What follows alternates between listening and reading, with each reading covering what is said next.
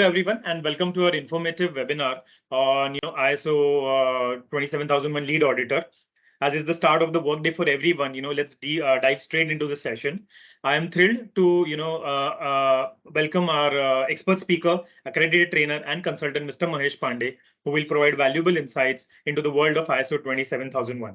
So let's make the most of this learning opportunity together.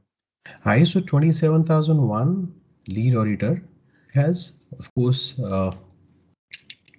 has a significant importance nowadays in industry, where we look at the challenges that we are facing in industry with respect to data privacy. Another is the cyber attacks and the governance and compliance related challenges in any given organization. Setting up the tools technologies is certainly one of the advantage for the organization. However, as we say that we need to have a right system in place, and that's exactly what ISO 27000 comes in a place, where ISO 27001 bring information security management system, and we will understand what do you mean by management system in a while. Okay. Hi friends, my name is Mahesh Pandey. I have overall 23 plus years of experience. I have trained professionals across 54 plus countries. And at present also, I am in some other country and not from delivering session from India. I'm accredited trainer for various certification bodies, including the TUV, PECP. These are some of my qualifications, which I have earned over last 23 years. Information security and challenges, you can say from an organization point of view, that organization striving to considering the today's environment where everyone is demanding services on demand, anywhere, anytime. So very obvious that business is technology driven.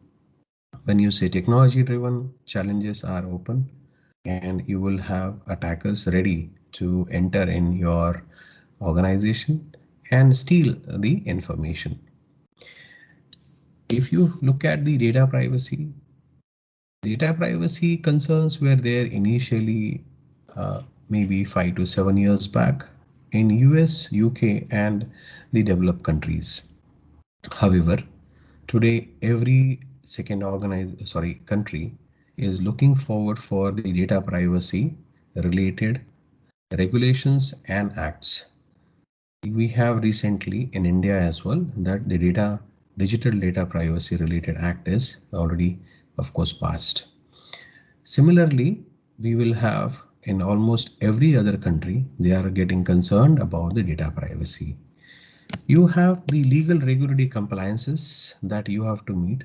Consider an organization, okay, signing a contract with the client, okay, client. Now this client is situated in US, UK, or maybe in Middle East or Southeast Asia. You will have no choice but to meet the legal and regulatory compliances. Client says that we want, of course, the client expects that the information and the security what we have to have maintained from the respective, of course, for the services that you are delivering it to us. And we really don't have the option. We have to consistently meet that, ensure that we are delivering services as per the agreement as well. We really don't have a choice. Okay, we really don't have a choice, and thus legal and regulatory compliance also plays a major role, okay, in the overall any organization. Securing the sensitive and critical information, all right, securing the sensitive, critical and sensitive information. You can think of an organization as NASDAQ listed or any stock exchange. So you are presenting the quarterly or annual, you can say, financial reports. You have to ensure this is a very, very sensitive information. Cannot be going in wrong hands. If that happens, you will have respective exchange authority will ban such organizations from the listing. And that's where there is a significant dent will come on the organization.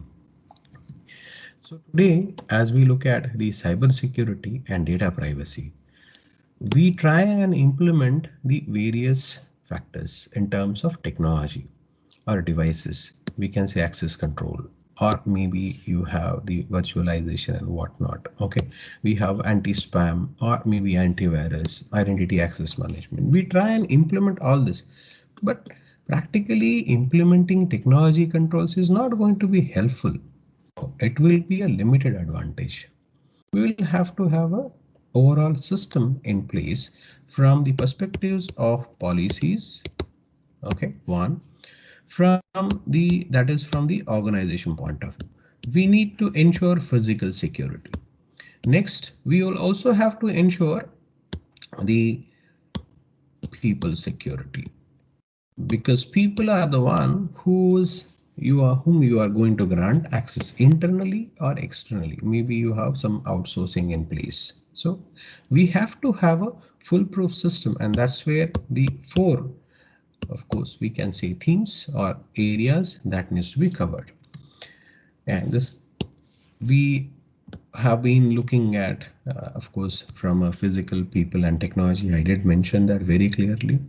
And people from the various departments, you are engaging with third parties with every department. You have the systems in place for the various departments. We need to ensure the security of the services, products and services that every organization is delivering. Now, question comes up, why ISO 27001 lead auditor? If you look at every second professional who is certified, you will have or maybe having various certification. ISO 27001 is a by default certification. My question comes up, why? Why ISO 27001? Because organization can get certified on 27001. They cannot get certified any of the standards, or sorry, I will say the certifications like CISA or the ISS square, CISSP. Organization cannot get certified. Now, this is one of the predominant certification that every organization in general need, large, or I'll say today small organizations, medium and large, by default they are certified. So they expect the professional who's joining them, maybe as a security consultant or the auditor. You may be an internal auditor or external auditor. You should be certified on 27001. You should be clear on ISO 27001 clauses and controls. All right. So from a jobs point of view and availability point of view, we have observed, and this is for last 10 plus years, and it is increasing now. There are, at a given point in time, you will have 5,000 plus jobs available.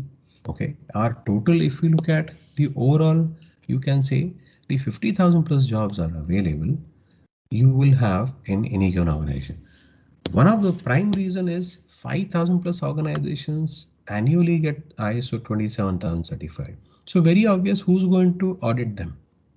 Who's going to support internally, prepare in terms of information security requirements that are defined in international standard. So you will have all this. Of course, this is one of the prime reason as well. Now I'll randomly go. In general, existing professionals, we have seen that whom they were really struggling in career.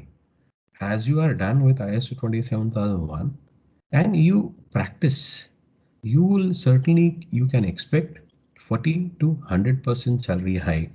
And we have seen people in 3 to 5 years after certification, they have crossed 200 or 300% salary hike as well. So this is on a practical side. So I do not want to exaggerate for every case that we have seen. However, it is very obvious that we have seen that 40 to the 100% salary hike. I'll move on with the syllabus now. ISO 27001 syllabus largely covers four standards. I repeat, largely covers four standards. Now, ISO 27000 is overview and vocabulary. ISO 27001 has specific terminologies like we can say confidentiality, integrity, availability. This is basics. As well as you can talk about the AAA concept, or you may say the attack or vulnerability, threat, risk, lot of terminologies that you have, and what how ISO 27000 overall works for any given organization. What is ISMS? All that overview and vocabulary you have in ISO 27000. ISO 27000 is an actual requirement what you have defined. Okay, there are international standard requirements are defined. These international standard requirements are defined in the form of 10 clauses, out of which 4 to 10 clauses are essential. When we say 4 to 10 clauses are essential, these clauses have to be met by organization that is undergoing the audit. Undergoing the audit. That means if your organization is looking for ISO 27001 certification, so very obvious that they have to meet the requirements. That means the clauses defined over there. These clauses are defined in forms in a framework, that is PDCA. Now P you have 4, 5, 6 and 7.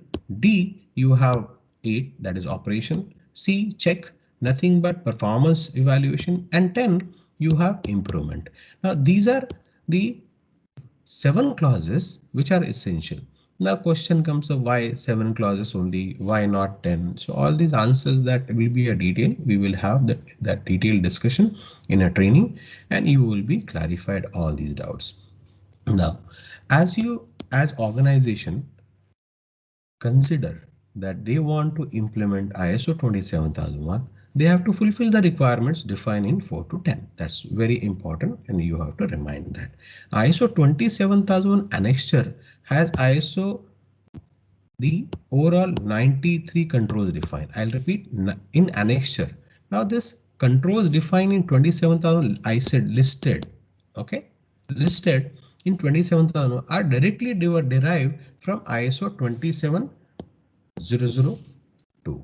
ISO 27002. So these controls are actually defined in ISO 27002 and listed in 27001 because organization shall fulfill the requirement including the controls that you have defined in 27002. Now question comes of what is the relationship of the 27001 and 27002. As a part of planning, organization perform the risk assessment. Now, risk assessment on various areas that can be related to human resource, asset management, physical security, access control, network security, cryptographic, or data privacy. So there are the supplier management, you can say also the software development. So there are various areas of an organization that will be perform a risk assessment. As you perform the risk assessment, result of risk assessment, okay, you may find the certain risk. Now these risks will be recorded in risk register, okay, risk register. To mitigate those risks, you will have to implement the treatment option. Now these treatment options what you are going to implement are defined in ISO 27002, and that is what we call as controls. Now these controls, I repeat, these controls, you will have a choice for organization. Not necessarily all 93 controls are applicable for any given organization. So what controls you have selected, implemented and excluded, you have to define as a part of statement of applicability. Now this statement of applicability matters a lot for any given organization. And I repeat that all 93 controls may not be necessarily that you are implementing. You are selecting some certain controls. Maybe I'll say 85 to 90% control that you may select. You may select for your organization. For one control to meet, you may implement multiple controls. So that is also certainly possible. So documentations from the ISO 27000 point of view, ISO 27001 point of view, some organization may have 100 documents and some organization may have 300 plus documents. Now, what do you mean by all these documents? Mahesh, you said only the, we can say 7 clauses, and 93 controls. Why are we coming up with 900 documents and 300? We will certainly learn that in detail in our training program. Okay. Now, as your organization have implemented ISO 27001, they are fulfilled the requirement, and with respect to 27001 and the you have implemented the controls. Now is the time to go and find the certification body. Now the certification body will be an external agency that can be TUSO, that can be PECB, BSI, DNV, BVQI. There are many certification bodies are available in industry. These are tier 1 certification bodies. There are some certification bodies which are tier 2 and tier 3. What do you mean by all that? Again, we will come and discuss later. Now, as the organization is ready and implemented ISO 27001 requirement, they are fully prepared. They will approach certification body. In 19011, as a lead auditor course that you will be going through, we will be referring the entire 19011 where you have given a guidelines for auditing any management system. Now we will be going through information security management system. So obviously that we will have more focus on information security specific, the terminologies as well as audits.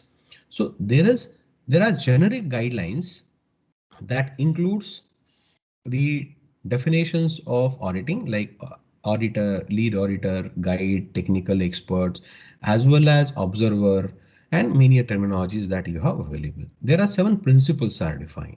Now, these principles are risk-based audit. Okay. Of course, evidence-based, due professional care, independence, integrity, confidentiality, okay, and the fair presentation. So there are 7 principles defined. These principles that you have to follow when you are going to conduct the audit for the respective organization based on ISO 27001 requirements. Along with that, we have the overall audit program. This audit program covers the every ISO 27001 is conducted in 2 phases or stages. Okay, phase 1 and phase 2. Now phase 1 covers the documentations that the organization have fulfilled. Okay, that is what we can say international standard requirement organization how they are fulfilling. You are going to verify whether the organization have prepared all those documents, they are meeting the requirements. And phase 2 is altogether what they have claimed that we have and we are meeting, we are following those requirements. You are supposed to be validating, testing these requirements for the organization. So that means you are one is the document verification, second is the applicability testing. So this is all together 4 standards that we are going to refer in ISO 27001 training. Okay. Now, overall learning objectives, if you look at it in general, when you become an ISO 27001 lead auditor, general challenge is that where do I find templates? Okay, templates for risk register. Okay, templates for the scope document, template for the statement of applicability, template for master list of records. Now there are as well as the audit planning template. Then we have a template for audit checklists. There is a non-conformity drafting. We have a audit presentation template. Now there are various templates are required for a professional to perform the audit and deliver the audit. And how that a professional is going to prepare that templates, we will be going through that as well. Not only the training course, but I assure you that each one of you who's going to go through this training, you will have all these templates. You will prepare on your own. You do not need to look at any internet material that rely on, and then you will be struggling because you do not know how to customize that. And that's my promise. That's one. Coming back, if you look at when you are looking at ISO 27000, all these standards that we discussed about 27000, 27001, 27002, and 19014 standard. So you will be able to design and the policies and processes. Now, this we have discussed a while ago. We will have maybe an organization average, we have 150 documents. And to review, validate these 150 documents, sometime you may have 2 or 3 days only. Now in 2 and 3 days, Mahesh, how it is possible to validate all this, the entire document? That's exactly we are going to solve that how to design policy and process document. When you know how to design and a structure, it is very easy for you to review that documents and identify the gaps in the document, what we called as non-conformity out of phase one. That is something which is a biggest learning. Then how to define the ISMS scope. Although this is not going to be an implementer session, but I will bring that value addition for you as a scope.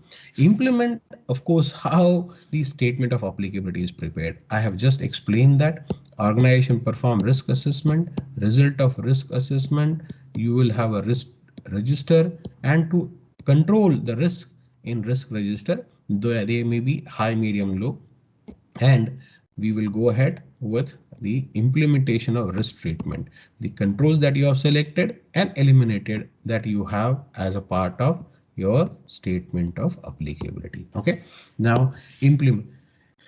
Very important is when you are learning the lead auditor, you are going to audit the ISO 27001 clauses controls. But if you do not know the implementation, how it has been performed by organization, so what are you going to audit on? So we will be going and taking you through the implementation approach, the audit terminologies, principles. I did explain that. Okay, phase one, phase two audit. We will be preparing the checklist before we go on site for the audit. Okay, remember that I'll certainly take you through that. Every organization who's getting ISO 27000 certified, that certification is valid for 3 years. That does mean auditor will have the regular job available, and it's not like that you are replaceable and you do not need to, organization will not need this role anymore. That is something which is of course is a great advantage of this. Okay, audit planning, where we will have the auditee, auditor, the department, as well as the function. Department can be IT. In that you may have function can be network systems, application, wide database, service management, project management. Like these are sub functions. And then what are the processes, policies, tools, technologies that you are going to verify? What is the time? Okay, you will have certain fixed time. So that's where audit planning comes up. Now we will have a thorough understanding about this. I did mention that very clearly. Prepared audit test cases. I have prepared a checklist. I have prepared a plan, but when I'm going on site, I have to have a test cases ready. Now, example, I said very simple example that you are testing maybe the roles and responsibilities activities of network engineer or server engineer, or you may have the facilities manager. Now, what are the controls applicable to these professionals? And you are supposed to be ready with that, and we will be helping you preparing the audit test cases. Then we have a test case ready. Maybe there are certain 10 controls are applicable. Okay, now how are you going to test this controls? And we will have a opening meeting where before I go ahead and doing that, I will have a stakeholder meeting that is also called as opening meeting. Okay, and we will have a question technique. I cannot go and ask questions like, do you have this document or do you have that document? Can you open this? So these are very minor questions, may not be required for phase two audit. Okay, so what are the professional questions that you will be asking? So that's also will be preparing. Okay, then we will be conducting the audit. As you conduct the audit, we have to collect the evidences. How do you collect the evidence? Where will you store? Okay, and how you will be representing that. But before that, we may have to define a non-conformities. Now, as we have seen that the evidence of the documents or the evidence of activities being performed by organization. If that is not available, obviously there might be a non-conformity. Now, how do we draft non-conformity? We will have a template again. I did mention about the templates as well. Audit report presentation, closure, conclusion, and survey. Now, as I said, every organization will have 3 years and certification valid. That is conditionally. First year full audit, second year surveillance audit, and third year surveillance audit. Okay, that is also called as partial audit. Okay, now this audit may be 15 days, but this audit may take 3 days. Okay, now why 15 days? Why 3 days? So there is a logic behind that. What is the basis of that audit number of days? We will also learn that in our training, and followed by the certification exam for you. Okay, who will be I will be preparing them, and thoroughly you will be clearing your exam in first attempt for sure. Okay, okay. Now this is overall you have the learning outcome from your certification. Next is how do we get certified? This is a 4-day session. Okay, 3 days thorough session, 4-day examination preparation is generally planned, and you will have the clear understanding. If required, we will have a multiple sessions for examination prepare. Generally, we organize, so you are confident. Now, you will be understanding, and you will be getting access to the copies as well. Okay, so you will have a person like me, or mostly I will be the trainer. Okay, and if we have all the professionals who are certified, accredited, and they have a significant experience in information security management system. Okay, now result shall be published in 30 days. That you have to be careful, because this is the examination is a combination of MCQ. Okay, examination is a combination of the 5 marks question. Okay, you will have 4, and 10 marks question you will have 10, and 3, that is 10-mark questions with non-conformity drafting. So this is essay type question. This is so brief answer. So we will be preparing you will 80%. So 80 marks total. You have to score 65%. So that's how the overall certification and the examination is expected from you. You can validate your certification globally, anywhere, anytime. I repeat, it is, you can see here, training provided by iVision IT Services Private Limited. Okay, and we can, within the, of course, 60 days from the certification, you will have this registry is updated, and anyone you can give the number, and that is hide it from here. Okay, you can see here certificate number, and this certificate number you can put it on the website, and you will have that validated. Okay, your certificate look like this.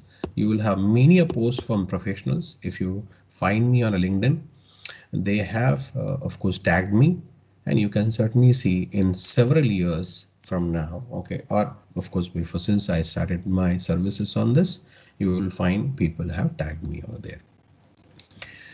Question comes up now, the what are the jobs available? In general, we have find that professionals who get 27,000 certified internal auditor, you can also become an external auditor. That means you can get associated with certification body, and like TUS should. Okay, you can have the BSI, you can also say that DNV. Okay, you can have PECB. Okay, so you can get associated with any one of them to deliver your services. Now someone says, sir, I am from the technical background, and how this is going to be beneficial? You are actually the right person. You may be specialized in SAP or the Salesforce or AWS, okay, Azure. You may be having a networking background, you may have a systems background, you may have an application development background. My dear friend, you will are really in high demand. These certification bodies, they will hire you for their hundreds of clients, okay, who are ISO 27001 certified, and they do not find actually people who have the ISO 27000 clauses and controls requirement plus the technical background. you are really in high demand. Remember that. Okay.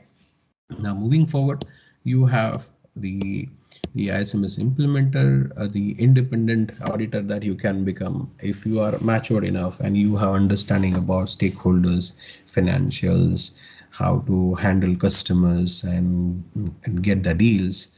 You can certainly become an independent auditor as well. In general, I have seen professionals whom I have trained 20 plus years experience. They have come to me. They are some of them were 25, 30 years and they have no job and they are in need of money, so they certainly do this, and that's where they can, because they have the previous experience I just mentioned about the technical experience, and I have given the path and they have certainly been joining that. Okay, here are some of the my training programs globally I have delivered.